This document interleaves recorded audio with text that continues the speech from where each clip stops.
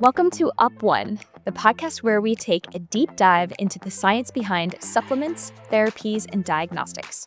I'm Sawyer Stone, your guide through the maze of health claims, here to ask the big questions. And I'm Dr. Bill Andrews. With decades of experience in medical research, I've dedicated my career to uncovering the real science behind disease, aging, and human health. On this podcast, we don't just skim the surface of scientific studies.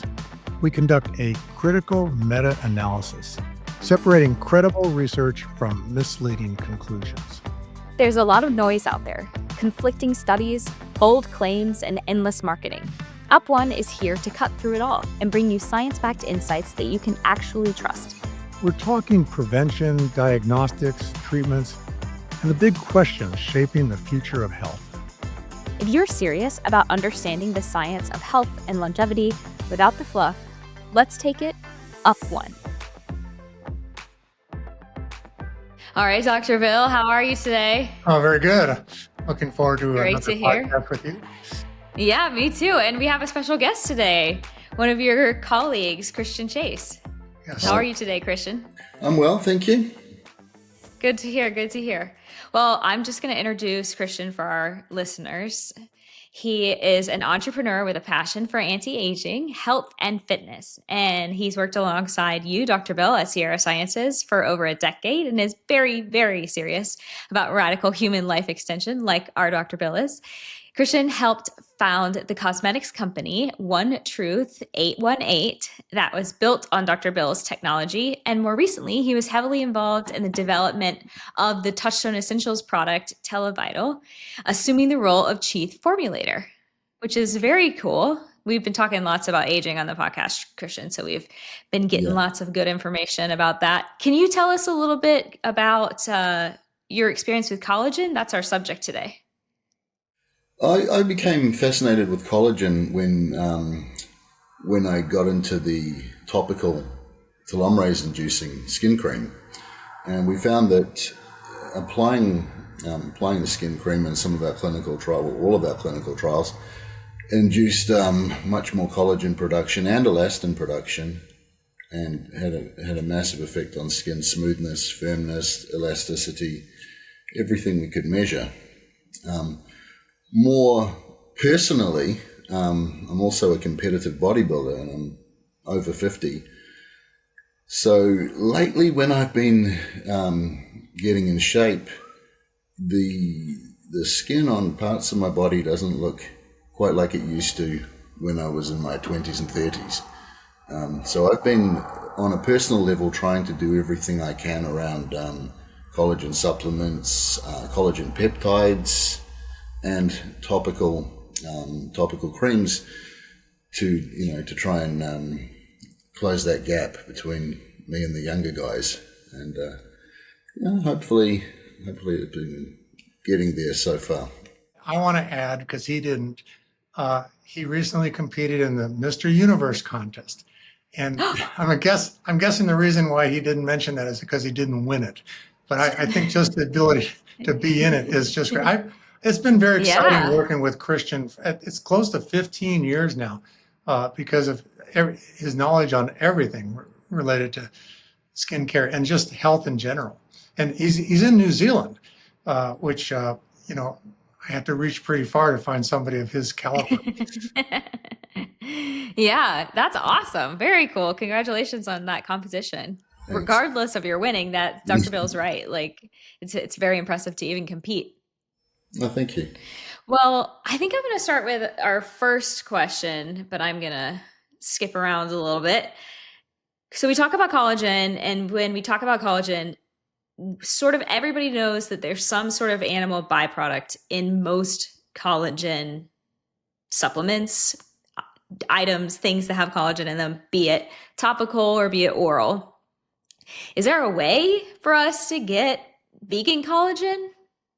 Or is it just like a no-go? There's like no way to make it vegan.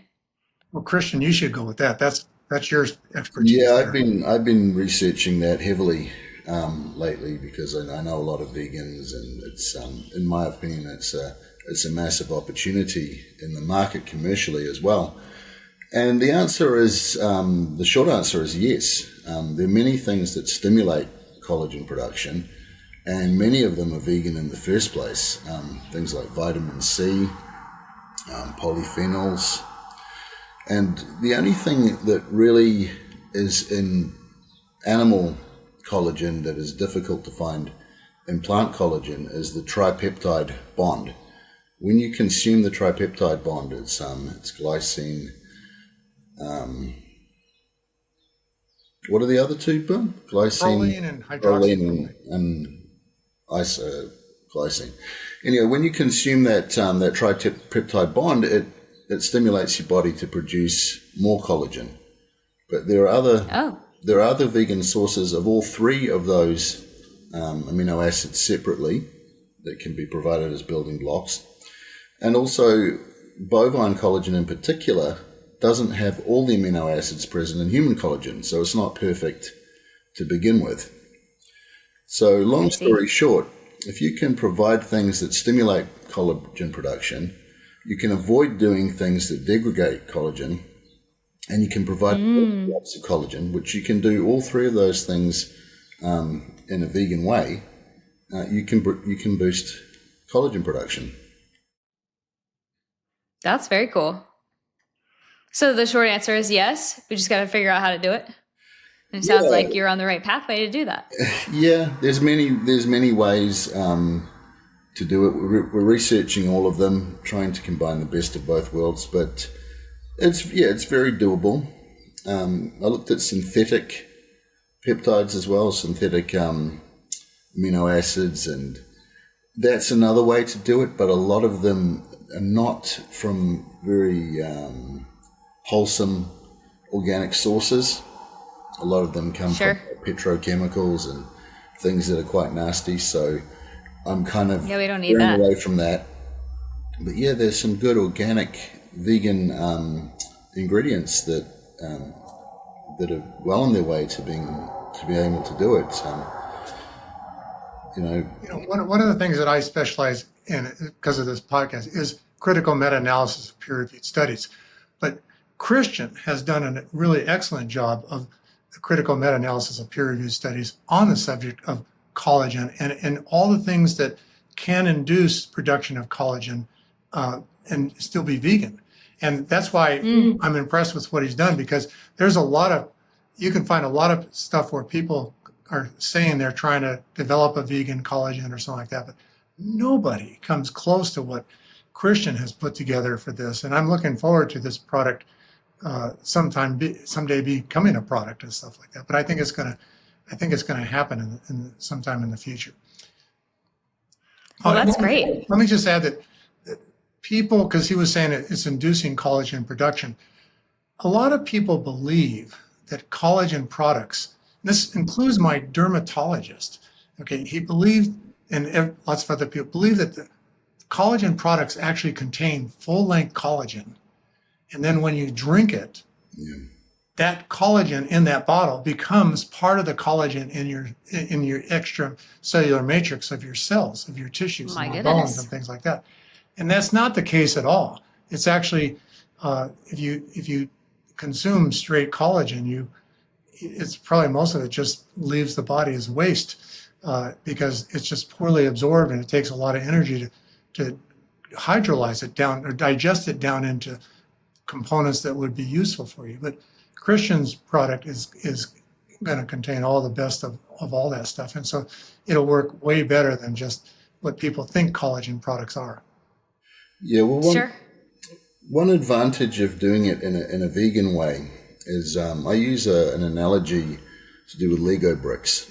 If you were to consume bovine collagen, all the bricks are there. Well, actually, they're not all there. Most of the bricks are there, but they're already assembled.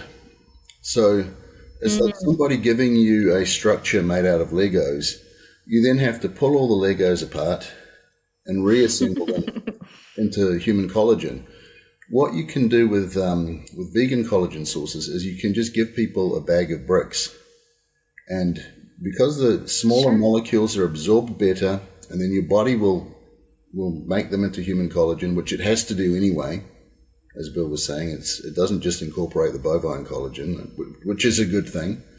I don't want bovine skin. So in that way, it's more efficient. There are pros and cons. The only con I can think of is not providing that tripeptide bond, not because it forms collagen, but because it stimulates collagen. But as I said, there's many other ways to stimulate collagen production, and I haven't given up on finding that tripeptide bond either. I'm still looking. That's great.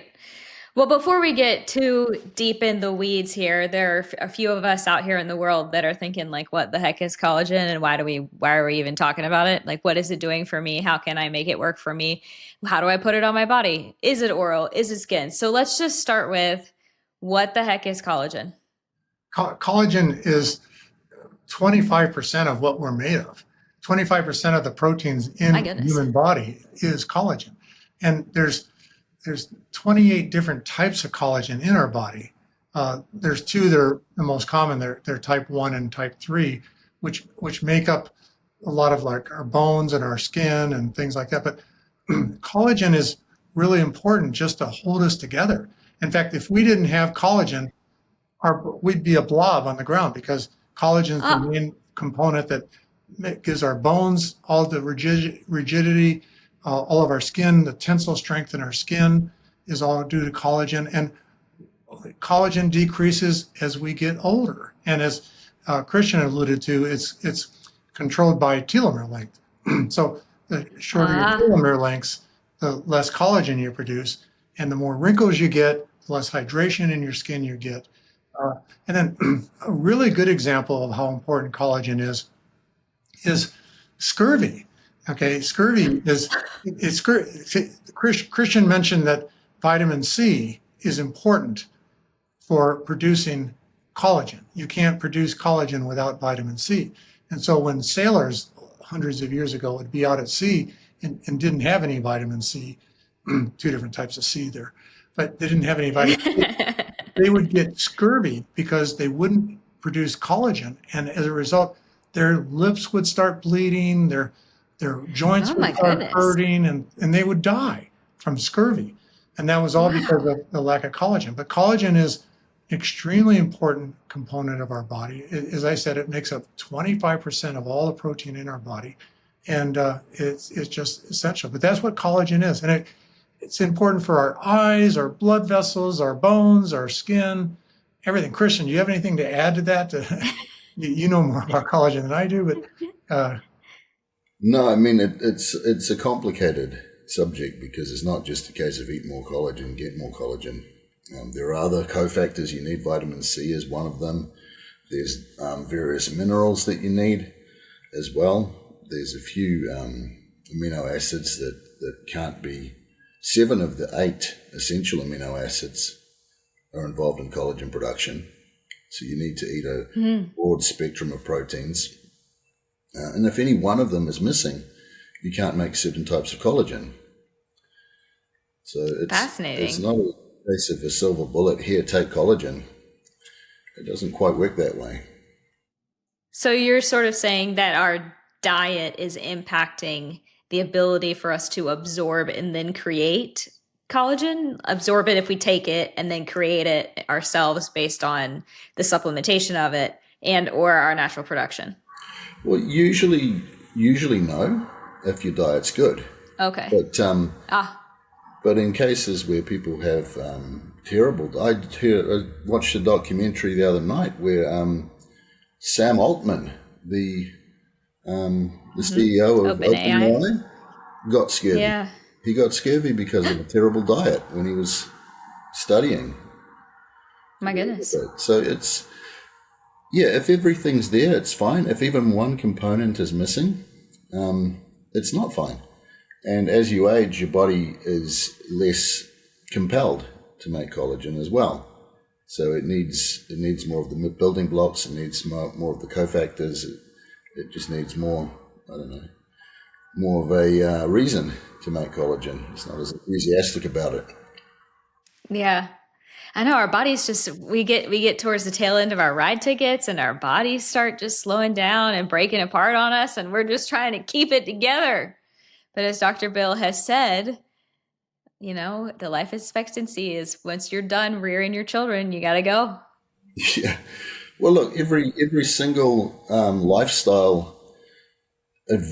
of lifestyle advice that we would give to somebody regarding keeping telomeres long or keeping your cells young also applies to collagen. Yeah. Stay hydrated, don't smoke, don't drink excess alcohol, stay out of the sun. All of those things apply to both equally. Yeah. And that makes sense. Eating collagen-rich foods like steaks and things like that, that is not going to come close to the benefits that the collagen solutions have. Like the peptides and stuff like that are found in the products that we can take as supplements. Diet doesn't interfere pretty much with collagen production unless you have a really terrible diet. But it's not going to help produce collagen as much as the supplements do.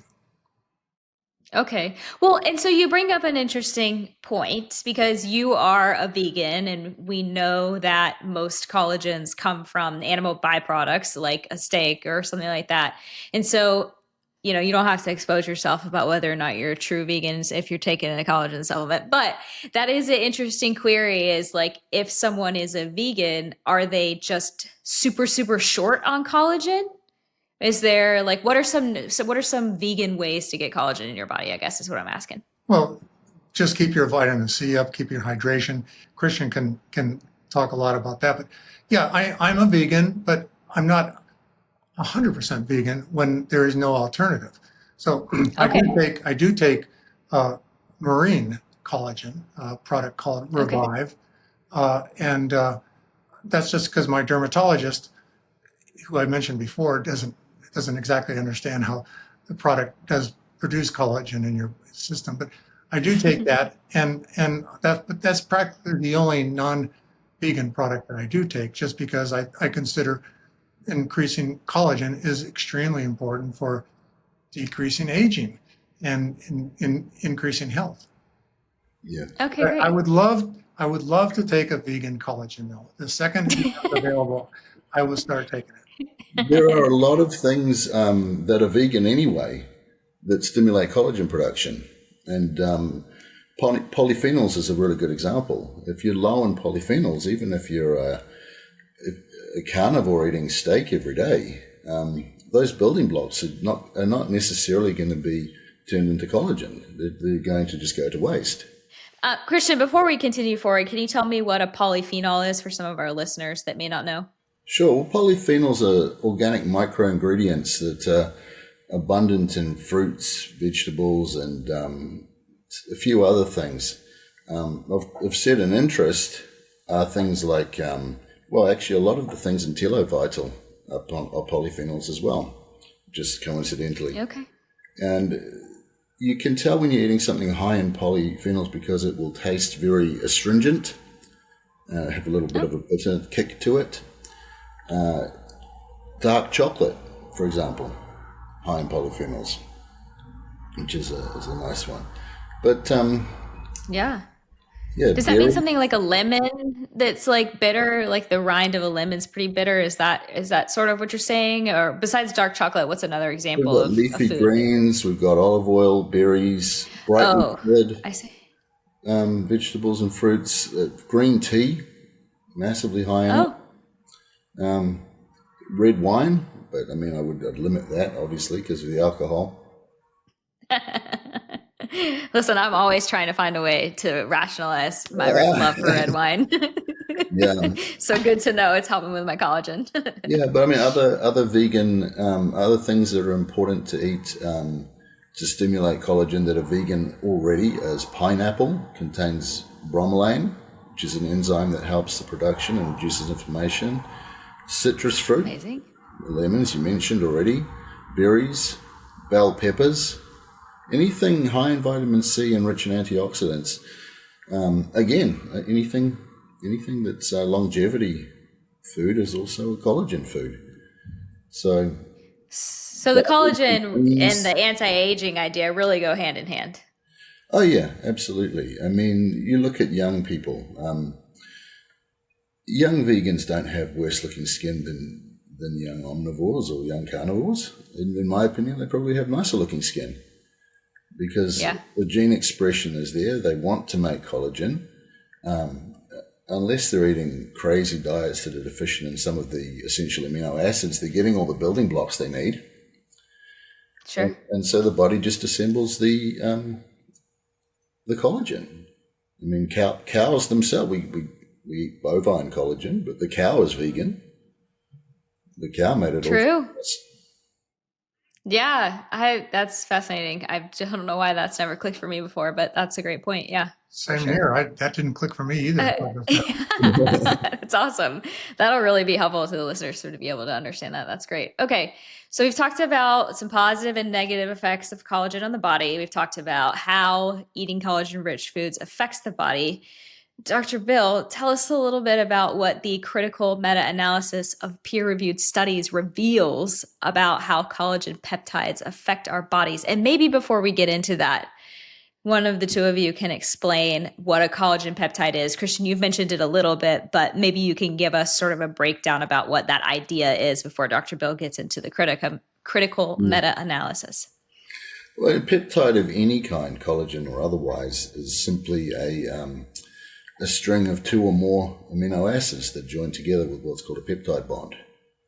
They're really popular lately. People are taking engineered peptides, and a few of them are really good for collagen production as well. There's a few I take. One of them, my favorite one, is called GHKCU, which is a copper peptide, which induces collagen production.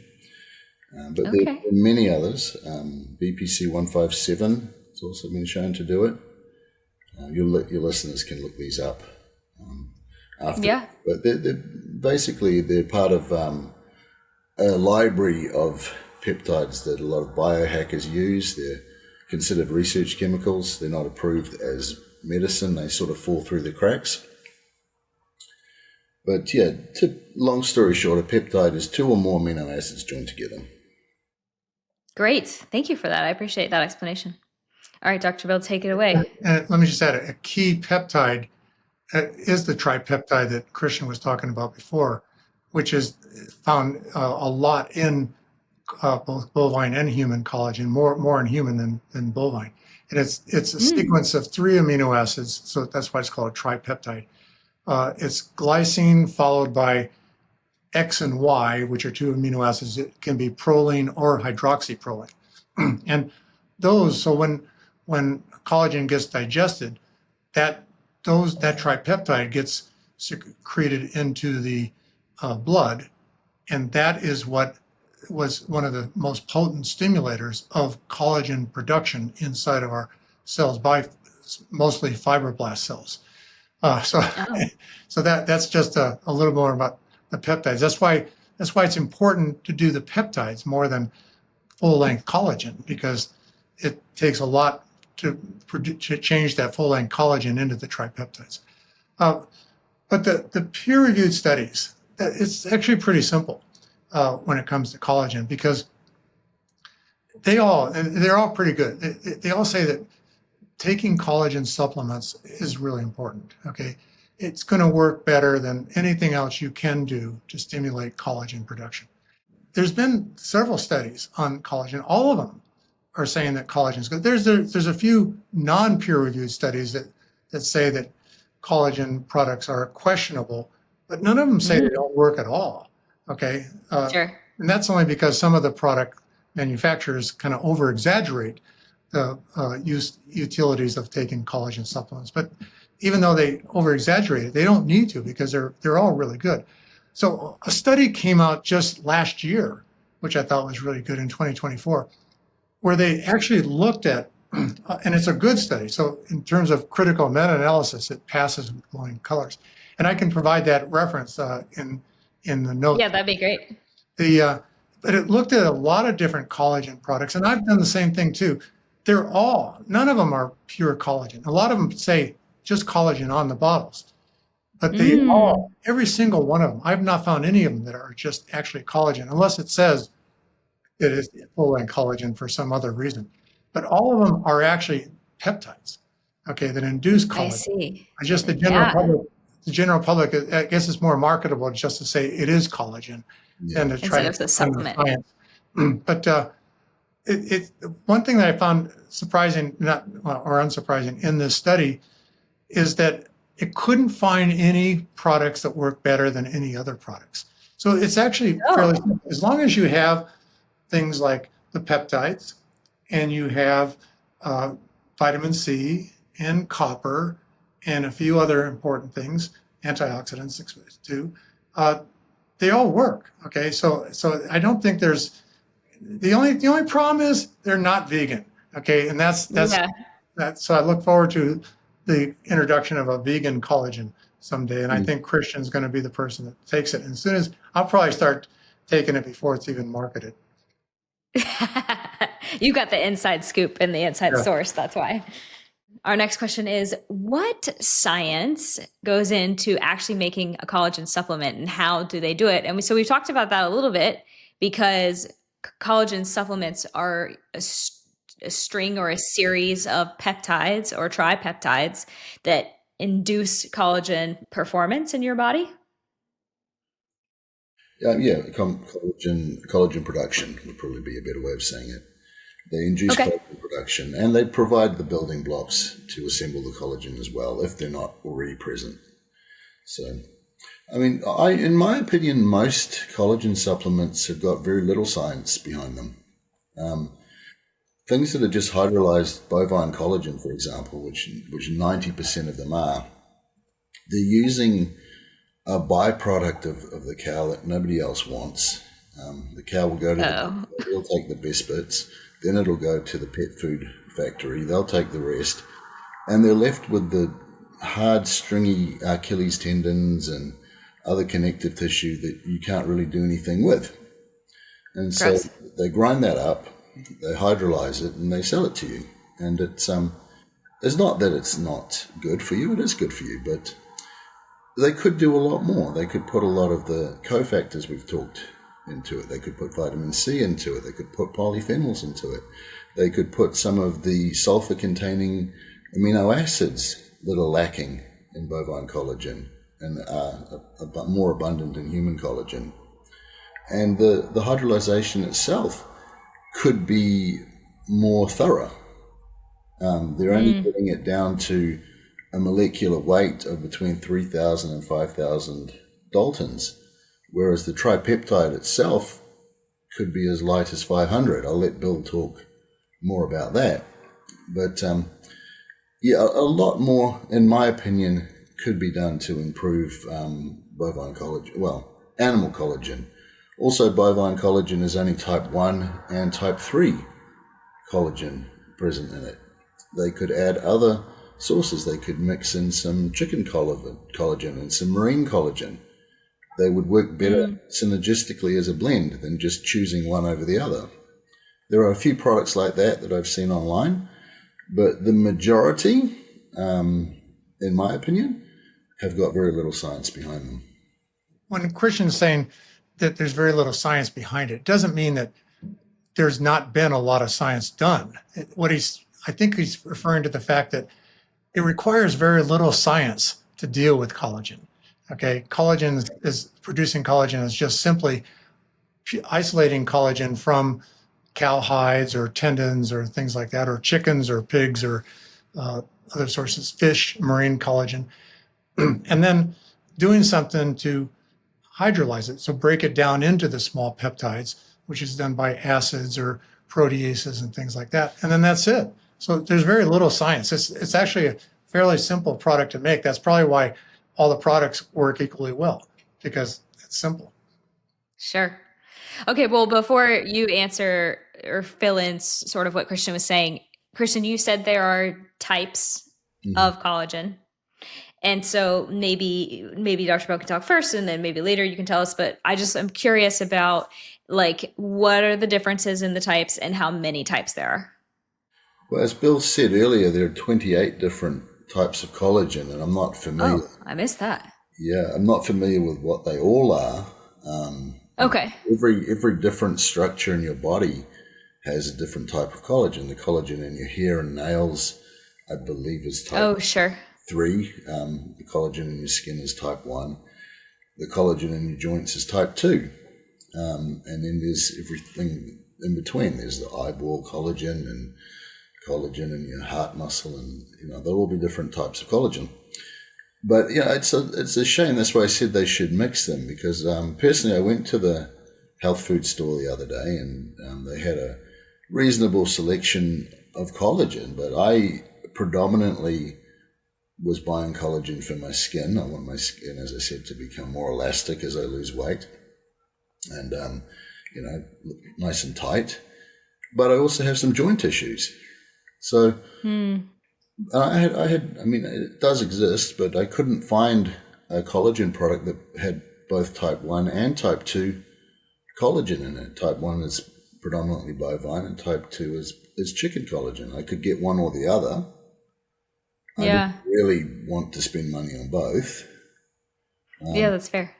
But yeah, in my opinion, if you wanted to make a really good collagen supplement, you'd have stuff that represented the building blocks, or had the building blocks of all the types of collagen, not just a couple. Yeah, that totally makes sense to me. And let me just add that 90% of the collagen in humans is made up of type 1 and type 3 collagen. And type 3 is more related to elasticity. So it provides not just tensile strength like collagen 1 does, but it also provides elasticity. And the different types of collagens, because there's 28 different genes for collagen, and we make 28 different types of collagen. And then when you factor that into the fact that collagen actually forms a triple helix, so it's made up of 3 different collagens. With 28 different ways of putting 3s together, you have actually a tremendous number of different collagen types, just to deal with all the different types of tissues you have in your body. So but the peptides induce probably all of them. I don't think anybody's ever looked at making certain if the peptides don't induce all of them, but it definitely induces type 1, 2, and 3. Okay, good to know. Thank you for answering that question. That's helpful. Okay, let's see. What's next? Are adding collagen peptides to your diet or to your lifestyle a cure-all? Can buying and using one product drastically improve our body's collagen production? Drastically is not the right word, but significantly is. Yeah, so it does significantly, but it's not a cure-all.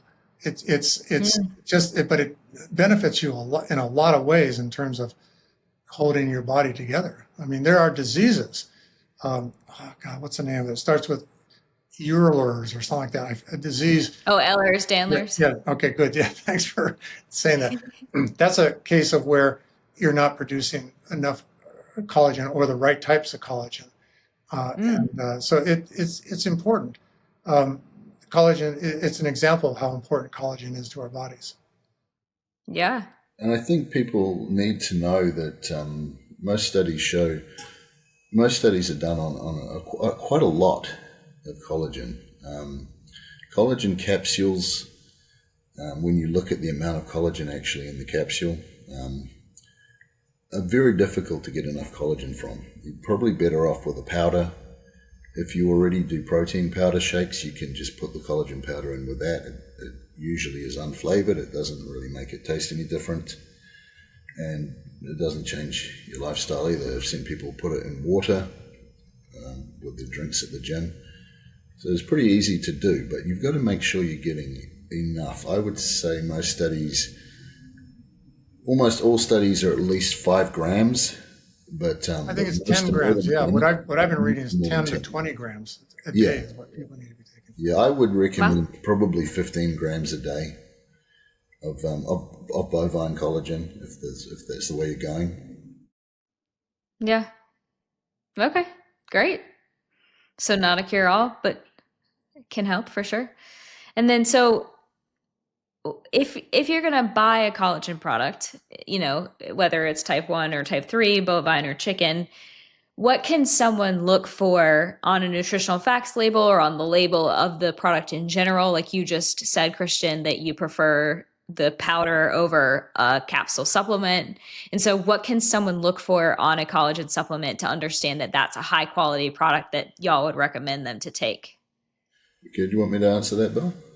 Well, I can answer it, but tell me if you know of anything. Like, just make certain that there's vitamin C in it.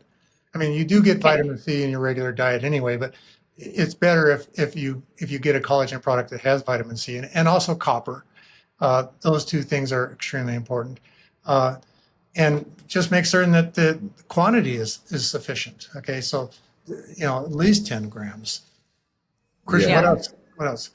And you have to be careful because some things that are labeled as collagen are not even collagen. They're just collagen boosters, which is nothing wrong with that, but they wouldn't have the tripeptides. So when we say Sure. you want 10 to 15 grams or more of collagen, it doesn't mean 10 to 15 grams of collagen powder that you bought. That 10 grams of collagen powder might only have 5 grams of collagen in it. So you really have to read the label. Yeah. Okay. Good to know. Good to know. All right. Let's see. And then I think we've got one more question. Are there things that we can eat or drink or do that negate the need for a collagen supplement? So, like, if the question is, why should we take them if I'm doing this? Like, if I have 1,000 oranges a day, am I getting all the vitamin C I need? That's exaggeration, but I can't think of anything that you can do to supplement taking the supplement of peptides, collagen peptides. Yeah, nothing is. The only thing I can think of that comes close to being as effective is just be very young. Okay, so like be less than 20 years old if you can. Then you quite possibly don't need a collagen supplement. So that's lengthening telomere, keeping them long is something that should be very beneficial, and products are going to get better and better in that sense, and possibly eventually totally replace the need for collagen supplements. Yeah, my 10-year-old son definitely doesn't need one, but yeah. Well, we've talked about this. Let's go into this a little bit before we finish up. We talked about the telomeres and the collagen sort of working hand in hand. Can y'all chat a little bit more about what the collagen is doing to help induce the lengthening of the telomerase? Have we already covered that and I missed it?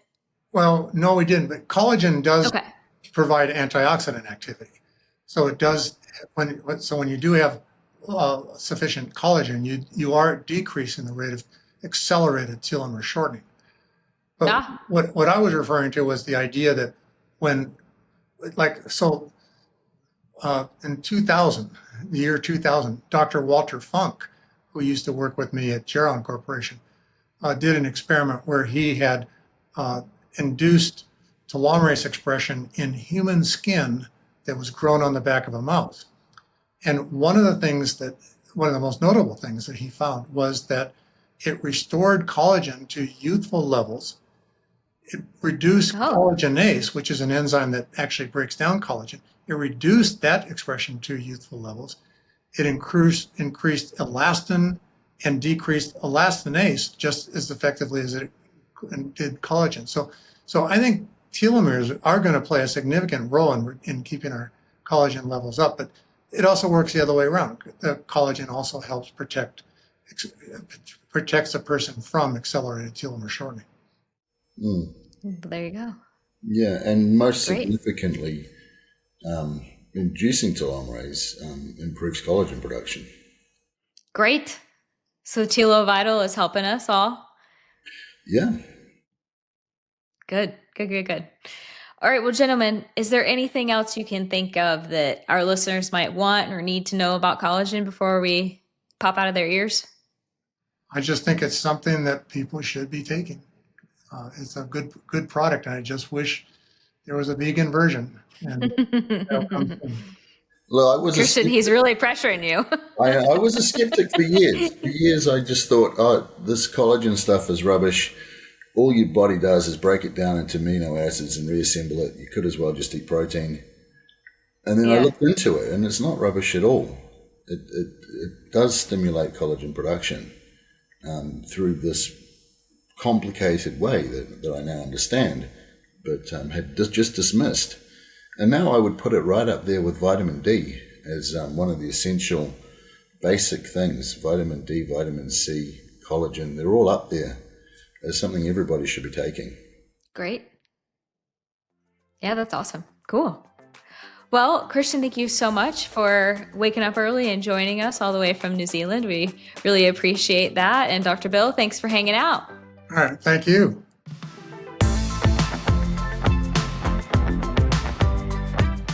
Thanks for joining us on Up One. If you found today's conversation valuable, be sure to subscribe and share this episode with someone who's curious about the real science behind health. Have a topic you want us to break down? Send us your questions. We're here to help you separate fact from fiction. Until next time, stay curious, stay informed, and let's keep taking it up one.